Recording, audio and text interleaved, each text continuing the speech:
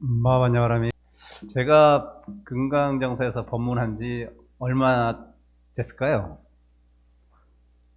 혹시나 기억하십니까? 언제부터 했는지? 그때 제가 이제 불광사에서 이제 교무 서임을 볼 때부터 하기 시작했어요. 그러니까 벌써 한 횟수로 따지면 거의 3년 돼가는 것 같습니다. 벌써 2년이 넘었죠. 그러니까 횟수로 따지면 3년 된 거. 제가 이제 소재가 딸려요, 이제. 계속 한번 한 얘기 또 해야 되는 거고 또 할 거는 거고 제가 스스로 많은 한계에 부딪힙니다. 예. 그래서 계속 우려 먹더라도 또 여러분도 다행히 망각이라는 것이 있어서 잊어먹고 또 들으면 또 새로울 수도 있으니까 계속 들으셔도 크게 뭐 나쁜 말은 아니기 때문에 그러려니 하고 들어주시면 되겠습니다. 그래서 오늘은 좀 소프트하게 제가 시작하도록 하겠습니다. 진중한 얘기보다는 오늘 날씨가 너무 좋죠? 참, 제가 봉은사서부터 이제 차를 몰고, 제 차를 몰고, 이제 안양천 쪽으로 해서, 사실 새로운 지하도가 뚫려서 밑으로 가면 안 막히고 더 빨리 오긴 하는데, 저는 일부러 위로 옵니다. 왜냐하면 오면서 보는 안양천의 벚꽃이 너무나 예뻐요. 예, 이 시기에. 너무나 예쁩니다. 그래서 그거를 이제 감상하면서 좀 마음을 좀 이렇게 부드럽게 하고 좀 약간 감상적인 어떤 그런 바람도 오늘 살살 불어서 날씨가 너무 좋아서 참 기분 좋게 오는 길이었습니다. 근데 너무 졸린 거예요. 왜 졸리죠? 저만 졸린가요? 따뜻해서 그런가요? 아침에 밥도 많이 안 먹었는데 오늘도 너무 졸렸어요. 하여튼 졸리고 지금도 좀 사실 좀 졸린 상태예요. 약간 그래서 제가 오늘은 물론 이제 프린트물이 있어서 미리 이제 법문 내용이 나가긴 했지만 이거는 좀 이따 뭐 하도록 하고 오늘은 좀 아름다운 벚꽃 또는 매화 얘기를 좀 가볍게 시작할까요? 왜 그러냐면 여러분 진리라는 게 여러 가지 진리가 있는데요. 크게 나누면 우리가 아는 과학적 진리가 있고 어떤 종교적 진리라는 게 있어요. 그럼 과학적 진리는 뭘까요? 여러분이 잘 알다시피 우리한테는 중력이라는 과학적 진리를 여러분 다 믿죠? 안 믿습니까? 중력이 있는 거 알죠? 눈에 보입니까? 근데 어떻게 여러분 알죠? 여러분 눈에 보이는 것만 믿는 분들이잖아요. 손에 쥐어지는 것만 아는 사람들인데 어떻게 중력은 그냥 눈에 보이지도 않고 손에 잡히지도 않는 느껴지는 것도 아닌 것 같은데 어떻게 여러분 확신하시죠? 중력이 있다고? 네? 과학적으로 증명이 됐잖아요. 그렇죠? 근데 그 과학적으로 증명됐다는 그 증명이 어떤 증명이에요? 중력을 증명하는 과학적 증명. 뭐죠? 지금 우리의 현상계로 보이는 우리 눈앞에 펼쳐지는 뭐예요? 그렇죠. 가장 비근한 예로 우리가 익히 알다시피 배웠다시피 사과가 위에서 밑으로 떨어지는 것. 네, 이게 중력의 작용이라고. 그리고 여러분이 주름살이 점점 밑으로 처지는 거. 그건 아주 막 미세하게 세월이 흐를수록 아주 미세하게 했기 때문에 이제 처음에 눈이 좀 날카로웠던 분들이 나이 드시면 순해져요. 왜 이게 내려가거든, 처지거든. 그래서 여러분 여기 리프팅 하신 분도 있죠. 막 끌어올리잖아, 막 쫙쫙 펴가지고 처지니까 이게 다 중력의 작용이란 말이에요. 그럼 여러분 근데 내 날카로웠던 눈이 처지고 그런 걸 평소에 그냥 이거 내가 늙었네라고 얘기는 해도 이것이 중력의 작용이네 이렇게 얘기 안 하죠. 네, 그렇게 안 하잖아요. 그럼 스님이 하고 싶은 얘기가 뭐냐면 진리라는 측면을 봤을 때 과학적 진리가 있고 종교적 진리가 있다고 말씀드렸는데 그 진리는 과학적 진리도 여러 가지로 우리가 알 수 있겠지만 대표적으로 알 수 있는 것은 우리 현상계에서 벌어지는 어떠한 단면 사과가 떨어진다든지 무거운 게 위에서 밑으로 떨어지는 것 이런 것을 보고 중력이 작용하는구나 라고 우리가 추측하는 거예요. 추측하는 겁니다. 이러이러한 현상이 지금 우리가 펼쳐지는 이 세상에서 일어나고 있으니, 그 작용의 기저에는 어떤 원리가 있을까라고 과학적으로, 수학적으로 풀어보니, 중력이라는 것이 이 지구상에 작용하는구나라는 걸 알아서, 중력 때문에 무거운 것은 밑으로 떨어진다, 이렇게 알게 된 거예요. 한마디로 그러면은 과학적 진리는 그렇게 우리가 이제 알 수 있다고 하면, 그러면 종교적인 진리, 특히 어떤 우리가 얘기하는 정신적인 진리 또는 종교적 진리는 그럼 도대체 우리한테 어떻게 우리가 알 수 있을까? 그 얘기를 제가 지금 잠깐 해보고 싶었어요. 여러분, 진리 얘기하면 굉장히 뭐 뜬구름 잡듯이 아주 형이상학적으로 아주 이렇게 얘기할 것 같지만, 사실은 진리는 우리 곳곳에 사실은 다 있어요. 마치 나뭇잎이 떨어지고 사과가 떨어지듯이. 근데 여러분은 그것을 진리의 한 측면이라고 캐치할 수 있는 그 눈이 떠있지 못하는 거예요.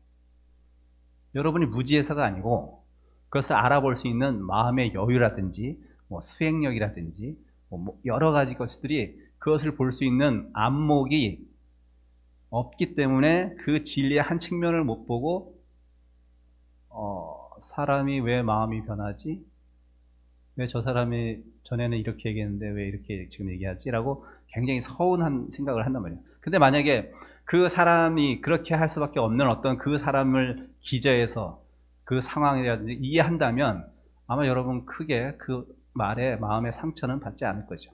근데 그걸 잘 모르기 때문에, 그 사람이 그렇게 얘기할 수밖에 없는 그 마음의 기저, 환경, 여러 가지 요인이 있겠지만, 그것을 여러분이 이해를 못하기 때문에 표면으로 드러나는 것 가지고 여러분 실망하고 괴로워하는 거란 말이에요.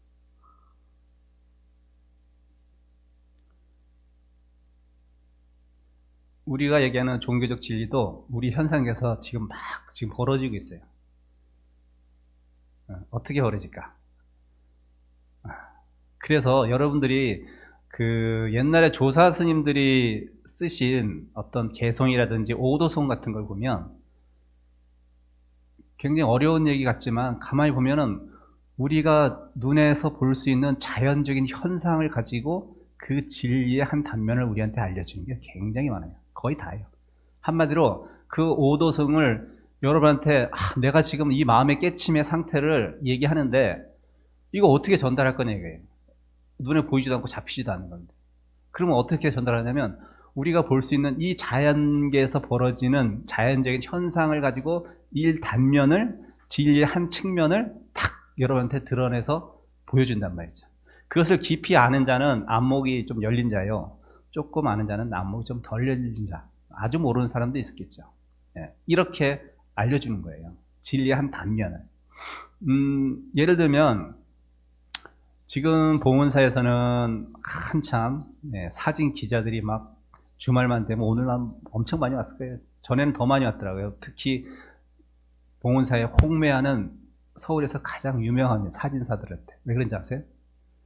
봉은사의 홍매화가 제가 알기로는 서울 근교에서 가장 먼저 피는 걸로 알고 있어요. 그 연각이라고, 옛날 그 봉은사의 큰 스님들 모셔놓은 연각이 있어요.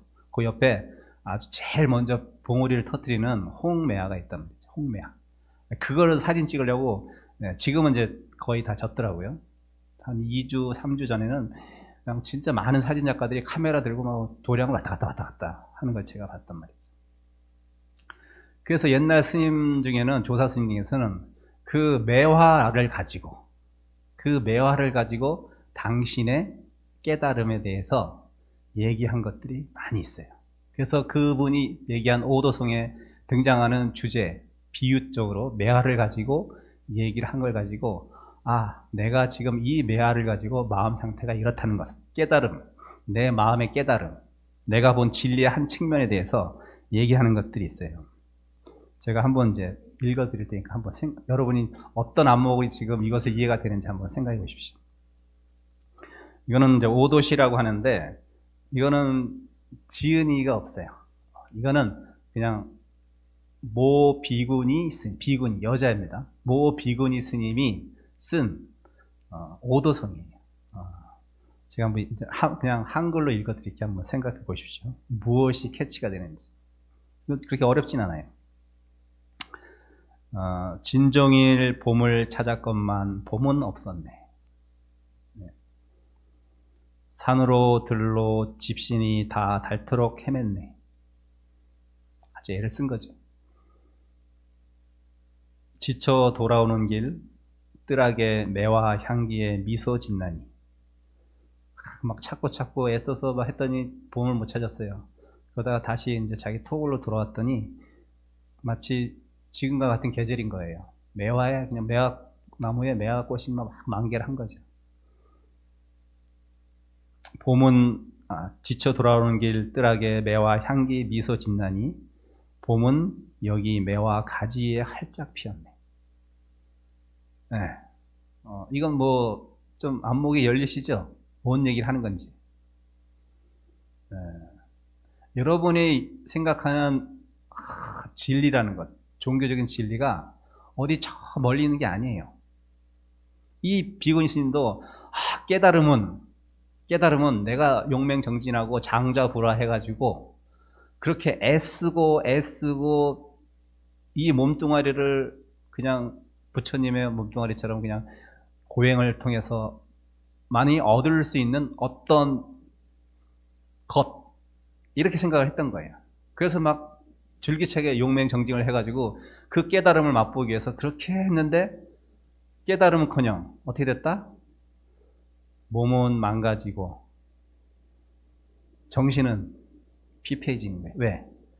애를 썼잖아요. 애를 써가지고 막 잡으려고 하고 쫓아갔더니만 뭐 잡히는 것도 없고 손에 잡히는 것도 없고 얻어지는 것도 없으니까 얼마나 실망했겠습니까? 정신은 피폐해지고 몸은 완전히 망가져요. 저는 그런 스님들을 많이 봤습니다.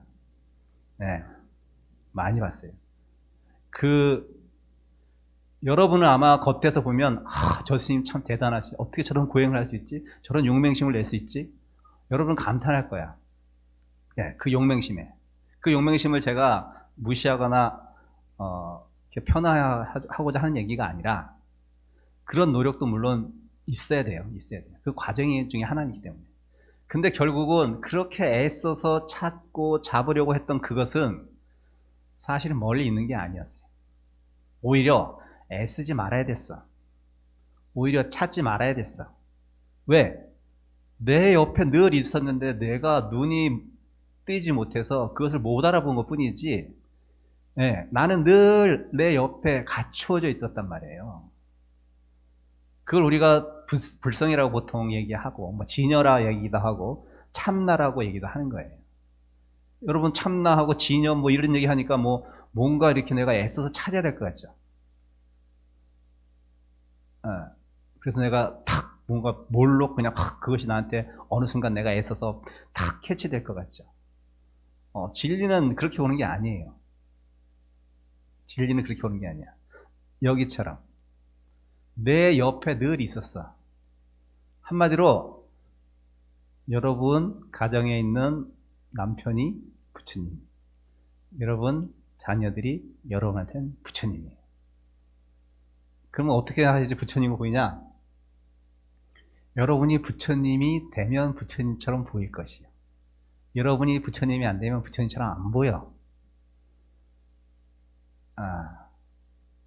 여러분이 부처가 되고 부처의 눈을, 안목을 갖춰야지 밖의 것들이 다 두두물물이 다 부처로 보이는 겁니다. 그 결국 뭐예요? 먼 데서 찾을 필요가 없는 거야. 내 안에서 찾으면 돼. 내 안에 진리가 다 갖춰져 있다고 얘기하는 거예요. 불교에서는 그렇게 얘기해요. 그게 이제 우리가 불교니까 불성이다, 진여다, 참나다, 주인공이다, 이렇게 얘기하는 것 뿐이란 말이에요. 그럼 여러분 밖으로 구해서 내가 무슨 고행을 하고 무슨 단식을 하고 이럴 필요 있어요? 내 안에서 찾으면 되는데 무슨 그렇게 밖에서 뭐 뭔동아리를 괴롭히고 그렇게 할 필요 없어요. 그러면 어떻게 부처의 마음을 내가 어떻게 하면 내가 부처가 될 것인가? 닦아야지. 그럼 어떤 식으로 닦아요? 불교적인 수행을 해야지. 여러 가지 불교적 수행이 있지만 스님은 멈출 줄 알아야 된다. 그리고 볼 줄 알아야 된다. 이것이 수영의 출발이고 내가 붙여대는 가장 빠른 지름길이. 멈출 줄 알아야 되고 볼 줄 알아야 돼요. 멈추기만 하면 안 됩니다. 멈추기만 하면 어떻게 돼요? 사람이 맹해져요. 맹해져. 예. 멈출 줄 알아. 마음이 고요하긴 해. 여러분 주위에 그런 사람 있나 모르겠네요. 저 사람은 참 평소에 말수도 적고 보통 자기 표현도 잘 안 하고 뭔가 있어 보이는 것 같다. 그래서 굉장히 좋게 봤는데 입을 딱 여니까 바보 같은 사람이 있어요. 생각이. 그런 경우 저는 몇 번 겪어봤는데, 그분은 뭐냐면 정은 있는 거야. 고요는 있는데 지혜를 개발 못하는 거야. 뭐냐면 그 고요를 통해서 보는 마음을 애쓰지 않아 본 거예요. 왜 그럴까라는 의문을 가져야 된다는 거죠. 그게 불교에서 보통 얘기하는, 전문용어로 얘기하면 지관수행이라고 그래요. 지관수행. 멈출 지, 볼관, 사마타, 비파사나, 이렇게 되는 거예요. 쉽게 풀어줄게요. 멈추는 것. 왜 멈춰야 되냐면 우리의 마음 작용은 다 밖으로 치닫습니다. 나를 찾질 않아요. 잘 내 마음을 보려 하지 않고 내 마음이 불러일으킨 그 대상을 향해서 치닫아요. 왜? 우리 눈은 밖을 향해 있잖아요. 우리 귀도 밖을 향해 있죠. 내 몸뚱아리도 밖을 향해 노출되어 있어요. 구조적으로 우리 중생의 존재라는 것은 밖으로 치닫게 구조적으로 이루어져 있어. 그러면서 안을 보라고 하니 얼마나 힘들어. 그게 쉬운 건 아니에요. 여러분이 밖으로 치닫는 그 마음이 절대 잘못된 건 아니야. 그냥 이렇게 이해하세요. 우리가 본래 그렇게 태어난 거야. 근데 본래 태어난 그것을 역행하려고 하니 얼마나 수행이 힘들고 어렵겠습니까? 내 마음을 고친다는 것이 얼마나 애를 써야지 고쳐질 수 있겠어요. 안 고쳐지는 건 아니에요. 안 고쳐지는 건 아니에요. 고쳐질 수는 있어요. 근데 힘들어요. 그러니까 내가 나약하고 내가 못나서 여러분이 그런 마음을 쓰는 게 절대 아닙니다. 여러분은 그냥 태어난 대로 본래 모습대로 사실은 그렇게 사는 것 뿐인데, 그것이 남과 조화를 이루어서 내 마음도 평화롭고 남도 평화로우면 여러분 그냥 그렇게 살아도 아무 문제가 없는데, 이 밖으로 치닫는 마음, 밖으로 보는 이 두 눈, 밖에 소리를 듣는 이 귀, 이 작용이, 안입이 설신이가 밖을만 계속 열려 있어서 밖으로만 치닫으면 다른 사람도 똑같잖아요. 다른 사람도 밖으로 치닫을 거 아니야. 그건 그 밖으로 치닫는 그 두 마음이 만나면 어떻게 돼요? 부딪히잖아요. 부딪히면 소리가 날 것이요. 깨질 것이요. 자동차처럼 망가질 것이요. 누구 하나 다칠 것이요. 이래서 여러분 스스로 상처받고 남도 상처받는 거예요. 자, 그러면 이쪽이 밖을 향하는 마음을 품었어. 자, 근데 나도 품을 수 있는데 그 마음을 내가 안으로 확 돌이켜. 그럼 어떻게 돼요? 저 사람이 품은 마음이, 저 사람이 보는 시선이 일직선으로 부딪히지 않고 쭉 나를 스쳐서 지나가는 거예요. 제가 아주 쉽게 표현합니다. 진짜 지나가 버리는 거예요. 왜? 내 마음이 가다가 나는 그 마음을 그쳤어. 그치면 멈출 것이요. 계속 갔으면 부딪혔을 텐데 멈출 수도 있잖아요. 한쪽으로 날아갔어요. 그럼 내가 이 사람 마음과 내 마음이 부딪힐 일이 없기 때문에 그 사람도 욕을 한, 쉽게 얘기하면 원망의 마음을 낸 사람, 또는 비난한 그 사람의 마음은 나한테는 아무 문제가 없어. 왜? 나는 가다 멈췄거든. 이 사람은 혼자 싸워서 그냥 지나가 푼 거야. 쉽게 비유하잖아요. 그런 거예요. 그래서 여러분이 마음을 멈춰야 된다는 것은 그 마음으로 인해서 여러분도 상처받고 남도 상처받기 때문에 그런 거예요. 아니, 우리가 행복하려고 이 세상에 태어났지 불행하고 싶어 태어난 사람이 누가 있어요? 그러면 왜 멈추고 봐야 되냐면 행복하기 위해서. 여러분이 남을 행복해 주기 위해서가 아니라 출발이, 인간은 다 자기중심적이기 때문에, 다 자기중심적입니다. 이거 인정하지 않으면 안 돼요. 나도 내가 자기 중심적이듯이 저 밖에 있는 대상도 자기 중심적이라고 생각하십시오.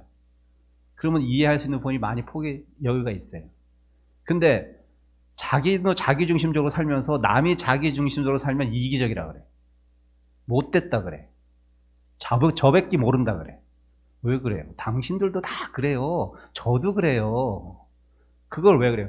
아, 그냥 그렇구나. 맞아. 다 자기 중심적이야. 라고 인정하면 좀 so cool, 편해요. 여러분 스스로가. 근데 보통 멈추지 않고 살피지 않은 분들은 그 마음, 타인이 낸 그 마음을 굉장히 나하고 맞지 않으면 굉장히 비난하거나 원망하거나 이런 마음, 부정적인 마음을 낸다는 거죠. 그래서 여러분의 마음이라는 것이 어떤 부정적이든 좋은 생각이든 딱 일어났어요. 다 일어났어. 그러면 그 마음을 한번 멈추십시오. 좋은 마음이든 부정적인 마음이든 멈춰야 됩니다. 그리고 멈추면 안 돼요. 멈춰서 끝나면 안 돼. 이것이 그러면 왜 일어났지? 라고 살펴야 됩니다. 왜 이런 마음이 내가 왜 저 사람을 미워하는 마음이 일어났지? 원망하는 마음이 일어났지를 멈추고 살피는 거예요. 그러면은 어떻게 되냐면 그 외부적인 환경에서 그 원인을 찾지 않게 되고 결국은 그 원인을 내 안쪽에서 찾게 돼요. 내가 그 말에 무언가 탁 걸려서 그것은 왜 달라? 여러분 업이 다 다르기 때문에 각자의 어떤 업이 있어요. 그 부정적인 업, 그걸 우리가 트라우마라고 하기도 하고, 트라우마, 자신만의 트라우마. 만약에 우리가 쉬운 예로 부모님 없이 자란 애가 있잖아요. 나는 그렇게 자랐어. 성인이 됐는데 만약에 상대편이 그것을 영린이라고 하죠. 영린. 딱 건들면 그냥 부모 없이 자란 사람은 크게 상처 입지 않는데 부모 없이 자란 사람은 그 말에 딱 걸립니다. 그쵸? 걸려가지고 그 이상의 분노 게이지가 올라가는 거예요. 화가 더 올라가는 거예요. 네. 그것은 그 마음을 내게끔 한 어떤 외부적인 요인보다는 내가 갖고 있는 마음의 어떤 상처 내지 아픔을 갖고 있어 숨기고 있던 것을 상처를 건드린 거잖아요. 근데 우리는 그렇게 하기보다는 저 사람이 그런 말을 했다는 거기에 꽂혀가지고 더 분노하고 더 원망하고 더 미워한단 말이죠. 그쵸? 그러니까는 어떤 그런 경계가 부딪혔을 때 여러분은 처음에 멈추고 지라는 것은 뭐냐면요. 고요하다는 뜻이에요. 정이라는 뜻이에요. 정. 그래서 멈추는 것은 고요한 겁니다. 그러니까 스님들이 앉아서 가만히 있잖아요. 화두를 들든 하든 어쨌든 멈추잖아요. 머리는 멈추지 않습니다. 생각은 멈추진 않지만 화두를 들든지 뭘 들지요. 멈추고 몸도 멈추고 육신도 멈추고 정신도 멈추는 거예요. 이게 마음 공부의 기본이기 때문에. 그래서 멈추는 거예요. 가만히 앉아 있는 거예요. 돌아다니면서 하면 좋은데 멈추지 않으면 돌아다니다 보면 내 모든 돌아다니는 그 행위 자체가 밖으로 향한 행위고 무언가 에너지를 품는 활동이기 때문에 안을 볼 수 있는 힘이 약해지는 거예요. 근데 행선을 하면 사실은 굉장히 정진하기 좋을 것 같은데 처음에 훈련한 사람들은 이렇게 걸으면서 공부하는 게 쉽지 않아요. 그래서 처음에는 고요히 조용히 멈춰서 고요한 상태를 유지해야 돼요. 그 고요해야지만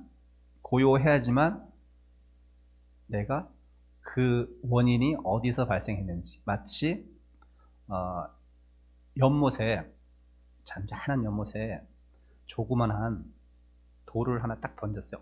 어느 가운데든 구석이든. 근데 그냥 멈추지 않는 사람은 첫 번째로 그 파도가 고요한 미세한 그 파도가 일어나는 것 자체도 모릅니다. 근데 그나마 멈춘 사람은 지금 내가 파동이 일어났다. 마음의 파동이 일어났네. 근데 그게 가운데에서 일어났나? 구석에서 일어났나? 근데 저쪽에서 일어났나? 나하고 가까운데. 이거를 멈추고 관 하는 사람은 볼 수 있어요. 그 위치를 볼 수 있는 거야, 위치를. 응. 그 원인을 빨리 파악한다는 거죠. 그래서 멈추는 것은 고요요, 관은 뭐다? 해입니다, 해. 지혜를 말하는 거예요. 여러분이 잘 살피면 지혜가 생기게 돼요. 한마디로 원인을 알아야지 그 원인을 치유할 수 있는 어떤 아이디어가 떠오를 거 아닙니까? 내 마음이 왜 그렇게 일어났는지, 미움, 분노가 왜 일어났는지 알면, 그 일어난 그것을 내가 잘 살피면 어떻게 돼요? 이것을 그렇게 발생됐으니 내가 이걸 어떻게 다시금 마음을 되먹어야겠다. 어떻게 대처해야겠다라는 어떤 방향성이 생긴단 말이에요. 그것을 우리가 관이라고 하고 지혜라고 하는 거예요. 지혜. 여러분은 처음에는 지를 해야 할 줄 알아야 되고요. 그 다음에는 그 지를 통해서 더 나아가서 살펴서 해죠. 관찰하고 지혜를 얻는 데까지. 이러한 것을 무수한 상황에서 반복적으로 계속 하다 보면 그게 내 업이 됩니다. 업이 돼요. 자, 처음에 옛날에 시발 자동차, 같은 세대니까 좀 알죠. 저는 어렸을 때 봤어요. 시발 자동차. 그 엔진 처음에 우리는 지금 버튼으로 틱 누르면 자동차 시동 걸리지만 옛날에 시발 자동차는 어땠어요? 그 앞에서 돌려야 돼요. 처음에는 써야 돼. 애를 좀 써야 돼. 그 다음에 제가 탄력 받으면 푹 하고 엔진이 막 돌아갔어요. 저 혼자만 아는 건가요? 모르는 표정. 보셨죠? 예. 네. 저는 어렸을 때 많이 봤어요. 그와 같은 거예요. 처음에는 뭐든지 애를 써야 됩니다. 애를 써야 돼요. 그 대신 탄력을 받으면 쥐가 알아서 돌아가는 거예요. 한마디로 마음 공부도 똑같아요. 처음에 여러분들이 애를 좀 써야 돼요. 애를 써. 그러면 이제 언제부턴가 그것이 조금씩 쌓이면 그것이 내 업습이 됩니다. 업습이 되면 그때는 어떻게 돼요? 그냥 자동으로 돌아가는 거예요. 내가 이것을 멈춰야지, 내가 이것을 살펴야지가 아니라 그냥 일어나는 마음이 멈춰지고 살펴져요. 일어나는 마음이 멈춰지고 살펴져. 그럼 어떻게 돼요? 여러분이 굉장히 평화롭게 여러분 지금의 현재의 삶을 누리고 살 수 있습니다. 그 상황이 아무리 힘들고 아무리 불편한 상황일지라도 여러분은 그 상황에 끄달려가거나 매이지 않습니다.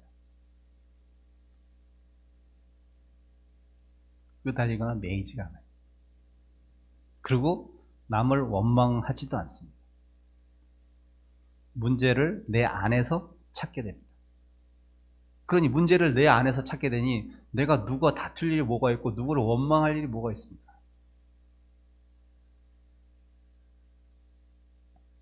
제가 여러 법회를 해요. 보건소에서. 포교국장이니까.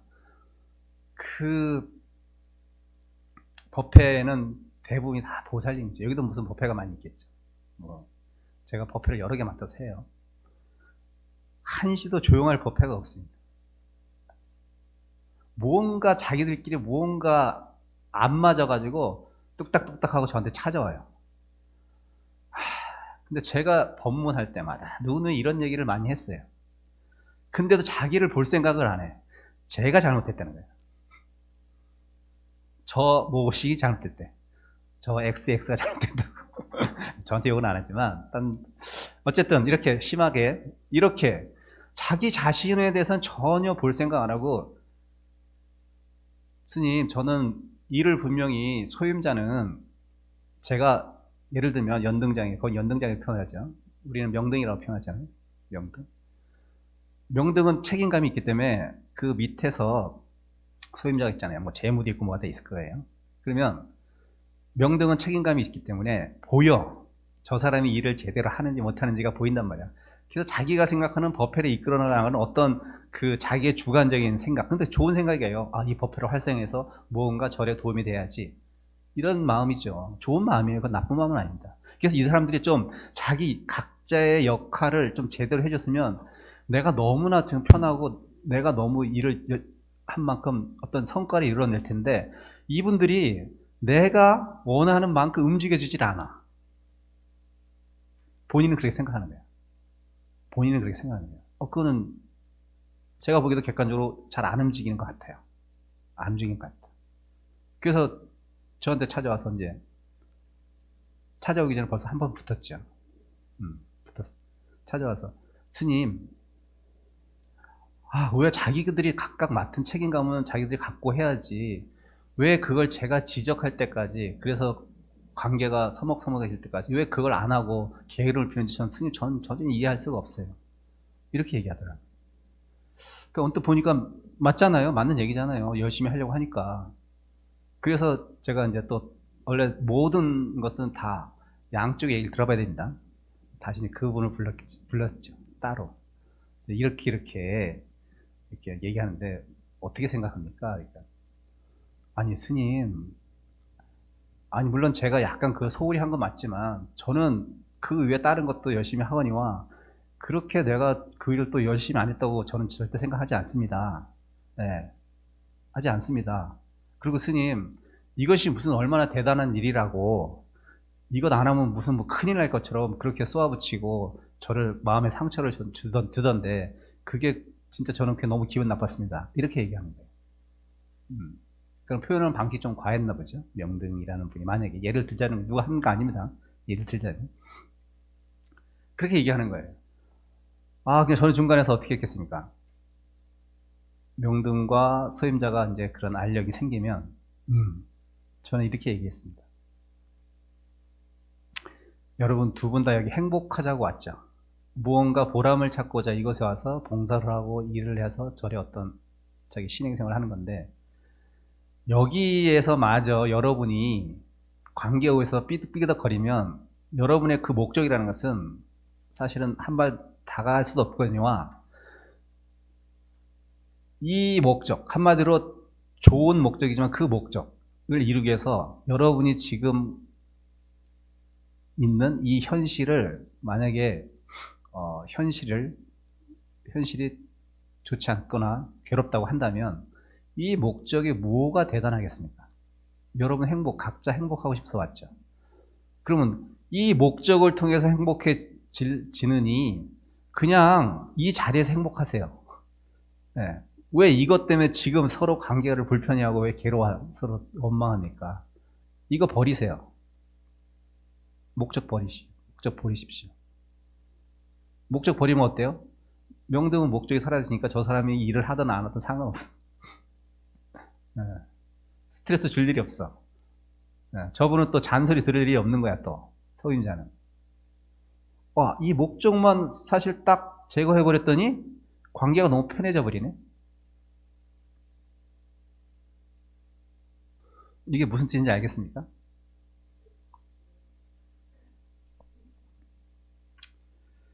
자, 그러면 스님이 여기 프린트 첫 페이지를 읽어줄게요. 이겁니다. 비록 한밤중일지라도 새벽이 거기에 있으며 새벽이 온다 해도 그것이 밤중이다. 이 말뜻을 이해하겠습니까? 비록 한밤중일지라도 새벽이 거기 있으며 새벽이 온다 해도 그것이 밤중이다. 이겁니다. 제가 지금 비유적으로 얘기한 현실이 이것과 똑같은 얘기예요. 이렇게 마음 쓰면 다툴 일이 없어요. 여기 목적이 없습니다. 어떤 목적이에요? 밤이네? 낮이네? 지금 그러고 싸우는 거예요, 사실은. 나는 지금 밤이라고 주장하는 거고 저분은 낮이라고 주장하는 거예요. 그러니까 싸우지. 그래서 싸우는 거예요, 여러분. 여러분 다툼의 모든 원인들이 다 이거예요. 나는 밤이야. 근데 저 사람 낮이래. 이게 가능한가요? 다시 예를 들어줄까요? 부처님은 어디에 계십니까? 여러분, 부처님 어디 계세요? 위치가 어떻게?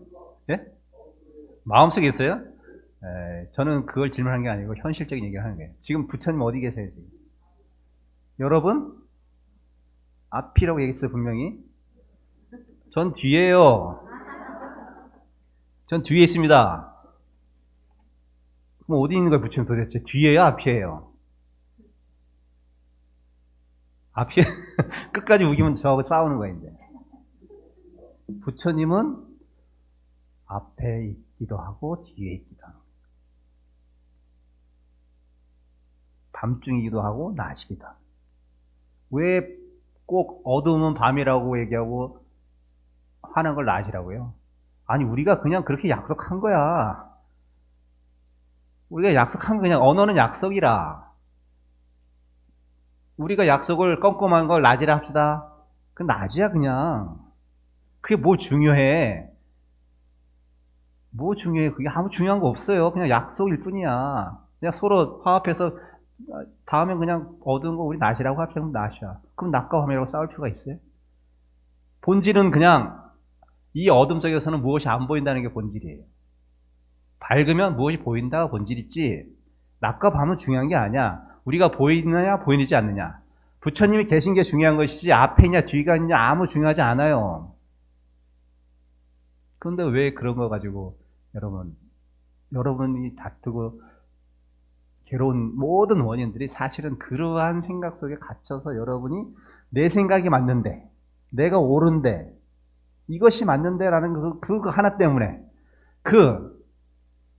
그것 하나 때문에 사람이 다 각자 괴롭고 불행한 일을 스스로 초래하는 거예요. 놔버리십시오. 주장을 놔버리십시오. 아, 스님, 그러면 바보, 병신, 멍청이 되는 거 아니에요? 뭐 어때? 나만 똑똑하면 되지. 저 사람이 나를 바보라고 생각하고 나만 똑똑하면 된 거예요. 왜 남의 말에 휘둘려? 그게 자존감 높은 사람입니다. 자존심이 아니에요. 자존감이 높은 사람은 남하고 상관없어. 내가 행복하면 되는 거예요. 내 행복을 위해서 남의 행복을 희생하면서 행복을 얻어달라는 것이 아니라 내 스스로 자족하면 돼. 근데 여러분 스스로 자족하지 못하기 때문에 그 영린을 건드리면 불끈불끈, 그 업습을 건드리면 불끈불끈. 이거예요, 이거. 이래서 화가 나고 분노하고 괴로운 거예요. 크게 보십시오, 크게. 여러분들이 괴로운 것은 부처님이 앞에 있다, 뒤에 있다. 부처님이 계시면 되는 거잖아요. 왜 그거 가지고 다투요? 앞에 있든 뒤에 있든 부처님만 계시면 되는 거잖아요. 그런 어리석은, 아주 생각하면 너무 어리석은, 그와 같은 생각 때문에 여러분 스스로 괴로움을 초래하는 거예요.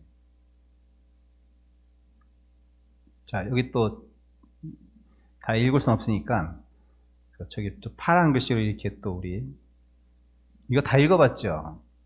제가 보냈는데 난 이렇게 안 보냈어요. 본인이 딱 중요하다 생각하는 것은 이렇게 색깔을 입혔어요. 다 읽어본 것 같아요. 핵심을 아주 잘 썼어요. 예 선사께서는 비록 그 파란 글씨로 해놨죠, 밑에. 비록 모든 것이 불성일지라 할지라도 우리는 꽃을 사랑하고 잡초는 좋아하지 않는다. 아, 이건 또 무슨 말이야? 아니, 저기 꽃은 좋은 거니까 꽃은 사랑하는 거 맞는 것 같고, 아니, 잡초는 별로 꽃에 해를 입은 거니까 싫어하는 게 당연한 거 아닌가요? 이게 보통 사람의 생각이에요. 그렇죠? 우리가 보통 사람의 생각이라고 생각하죠. 그렇지만 선사께서는 우리는 이렇게 얘기합니다. 아, 진리의 측면에서는 모든 것은 다 평등해. 불성 앞에서는 모든 것이 다 평등한 거야. 그래서 스님들은 다 자비로워야 돼. 스님들은 다 계율을 지켜야 돼. 스님들은 실수를 하면 안 돼. 스님들은 예쁜 여자를 보면 좋아하면 안 돼. 스님들은 맛있는 음식을 봐도 탐심을 갖지 말고 적당히 먹고 그쳐야 돼. 여러분 다 그렇게 생각하죠? 아니에요. 저도 맛있는 거 많이 먹고 싶어요. 예쁜 거 보면 좋아요. 왜 저를 구속하세요? 제 마음은 제가 알아서 할 거예요. 각자 마음 알아서 하십시오. 그렇게 생각하면 여러분 스님에 대해서 불평불만할 거 하나도 없어요. 그게 바로 이 말이에요. 스님도 아무리 불성이라도 불성이 뭐 고귀하고 좋은 게 불성이 아니라 아주 본연의 마음, 그것도 사랑하고 저 잡전 별로 안 좋아. 싫어할 수 있는 거예요. 근데 여러분 그렇지 않잖아. 다 스님은 모든 걸 다 평등하게 봐야지. 아니에요. 진정한 우리의 불성의 자리는 모든 것을 평등하게 보기도 하고 불평등하게 보기도 해요. 어렵죠. 자, 여러분이 스님한테 자비만 강조하면 어떻게 된다? 스님은 자비로워야죠. 스님은 화도 내지 말으셔야죠. 스님은 누구도 미워하지 말으셔야죠. 여러분은 저한테 아주 한쪽 방향에 고지식한 어떤 상을 딱 내라고 얘기하는 거나 마찬가지. 그것이 아무리 좋은 거일지라도 여러분이 보통 생각하는 게 다른 사람에 대해서 다 이런 식으로 생각해요.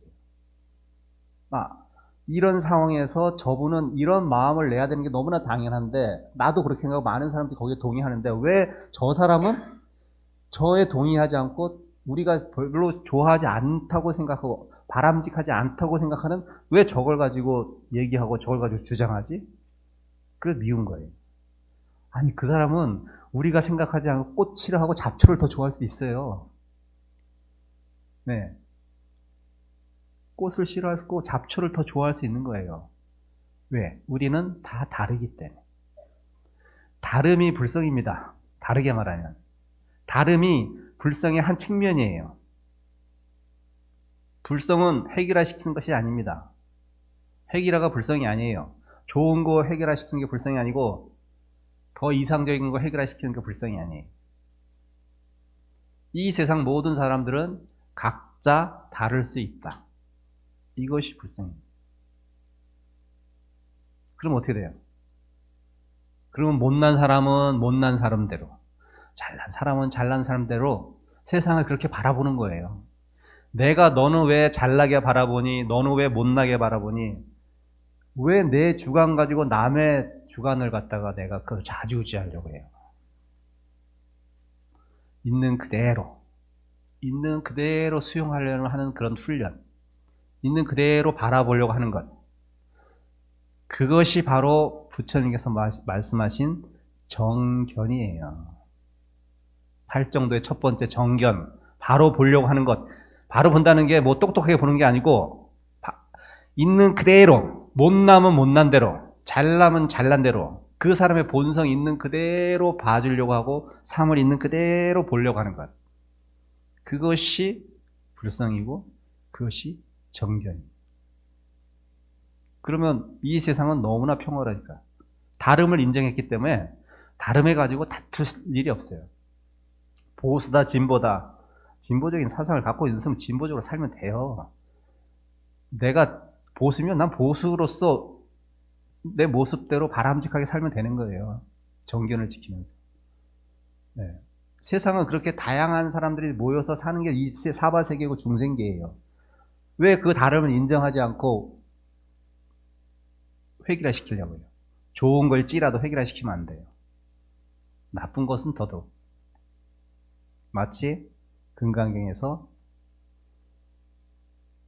뗏목을 타고 강을 건넜으면 뗏목을 버려라. 왜 뗏목을 이고 가니? 이거 똑같은 얘기입니다. 똑같은 얘기예요. 뗏목은 뭐예요? 고정관념입니다. 고정관념.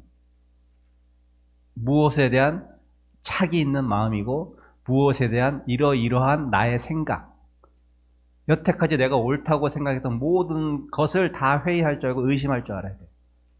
그래야지 여러분 마음 공부가 시작된 거예요. 아니 당연히 뗏목 필요합니다. 계곡을 건널 때는. 부처님이 건넜으면 뗏목 버려라.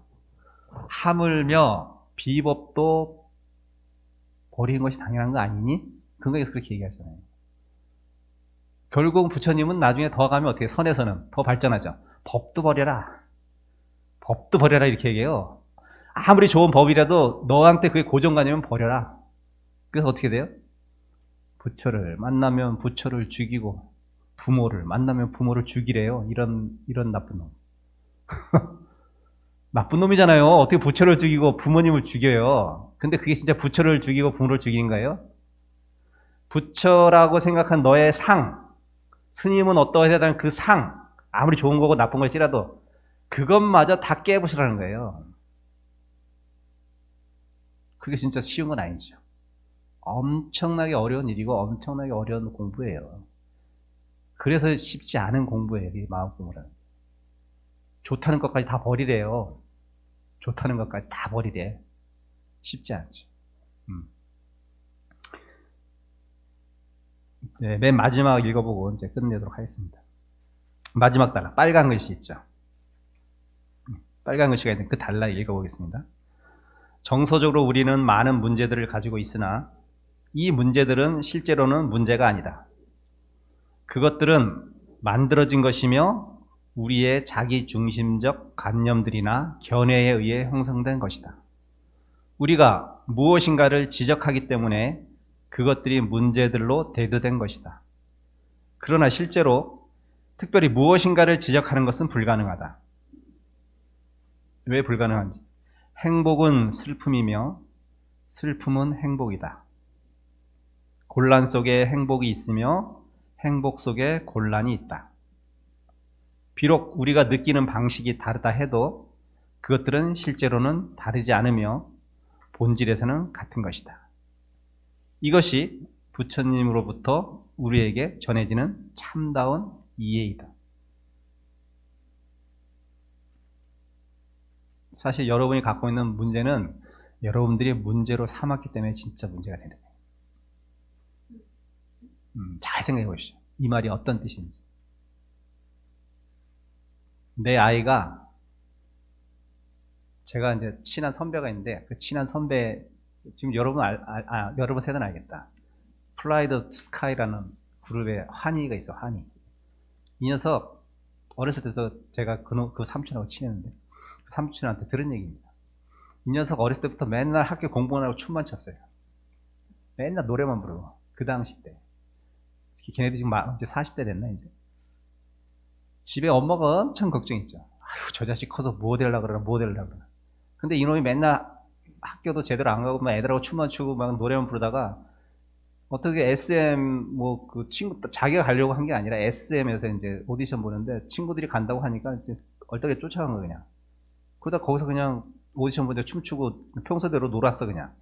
근데 덜컹 뽑혔네. 그래서 지금 스포츠카 타고 다니죠. 만약에 엄마가 계속 걱정하고 걔한테 계속 그 잔소리 왜 춤을 추냐 공부해야지 이렇게 계속했으면 어떻게 됐을까? 걔는 자기는 춤추고 노래하는 게 너무 좋은데 그게 나는 너무나 행복한데 그거 멈추고 딴 거 하려고 했을 거 아니에요. 네, 엄마한테 효도하려고. 착한 아이라는. 그래서 걔 인생이 완전히 180도 달라졌죠. 물론 이제 잘 찾아가서 다른 데서 행복할 수도 있겠지만. 네. 그러니까 너무 삶을 이렇게 한 곳에 정착시켜서 볼 생각하지 말고 내 생각을 투영해서 보지 말아요. 잘 안 돼. 사실 힘들어요. 부모 입장에서 더 힘들지 자식은. 그럼에도 불구하고 임창정이 아들을 키울 때 그렇게 아들이 골프를 하더만요. 아들이 아주 내가 좀 착하더라고. 아빠 나는 1등을 하고 싶은데 내 실력 가지고는 1등을 못할 것 같아. 내 프로 선수까지는 되겠는데 1등은 못할 것 같다. 이렇게 얘기하는 거예요. 그 임창정이 그래요. 야, 1등 안 하면 어때? 2등 해도 돼. 2등. 2등 안 돼? 3등 해도 돼. 3등. 이렇게 얘기하더라고. 그래서 제가 임창정 아들 잘 키우겠다. 제가 그렇게 생각했어요. 걔 아들 참 행복하게 클 수 있겠다. 예. 임창정 같으면 뭐 돈도 있겠다. 그동안 벌어놓은 뭐 시키면 막 푸시해가지고 할 수도 있겠죠. 근데 임창정 그렇게 안 한다는 거죠. 교육관이 그렇다는 거죠. 네. 그거예요. 내가 옳고 내가 맞다는 생각을 아무리 자식이고 남편일지라도 절대 투영하지 마십시오. 그리고 그냥 인정해 주십시오. 다름을 인정해 주십시오. 그러면 그게 그 사람한테 편한 게 아니라 내가 편해. 아셨죠? 네, 마치겠습니다. 감사합니다. 예, 감사합니다. 마음을 멈추는 법과 그 다음에 집착과 무집착에 대해서 감루수와 같은 큰 깨달음을 주신 석두 스님께 감사와 찬탄의 박수를 다시 한번 부탁드리겠습니다.